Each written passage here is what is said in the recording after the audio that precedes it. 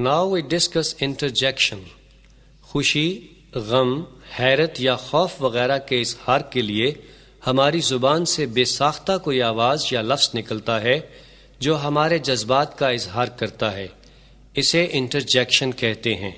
انٹرجیکشن کو ایکسکلیمیٹری ورڈ بھی کہا جاتا ہے۔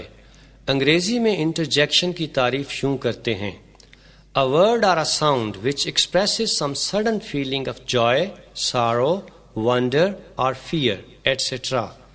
Examples دیکھیے: Hurrah! We have won the match. ہم نے میچ جیت لیا ہے۔ Hurrah سے خوشی کا اظہار ہوتا ہے۔ Alas! He has died. افسوس وہ مر گیا ہے۔ Alas سے غم، افسوس کا اظہار ہوتا ہے۔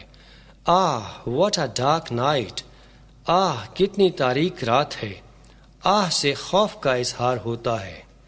Bravo! You have done well. شاباش، تم نے اچھا کیا ہے۔ Bravo سے خوشی کا اظہار ہوتا ہے۔ Hush! Don't make a noise. Hush! شور مت کرو۔ Hush سے تنبیہ کا اظہار ہوتا ہے۔ Fie on him.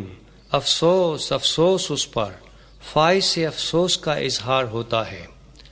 Some group of words are also used as interjections. الفاظ کا مجموعہ بھی انٹرجیکشن کے طور پر استعمال ہوتا ہے، جیسے me, for shame, good heavens, well done, thank God۔ یہ بھی یاد رہے کہ انٹرجیکشن کے بعد عموماً سائن آف ایکسکلیمیشن لگاتے ہیں۔ Now we discuss interjection. خوشی، غم، حیرت یا خوف وغیرہ کے اظہار کے لیے ہماری زبان سے بے ساختہ کوئی آواز یا لفظ نکلتا ہے جو ہمارے جذبات کا اظہار کرتا ہے، اسے انٹرجیکشن کہتے ہیں۔ انٹرجیکشن کو ایکسکلیمیٹری ورڈ بھی کہا جاتا ہے۔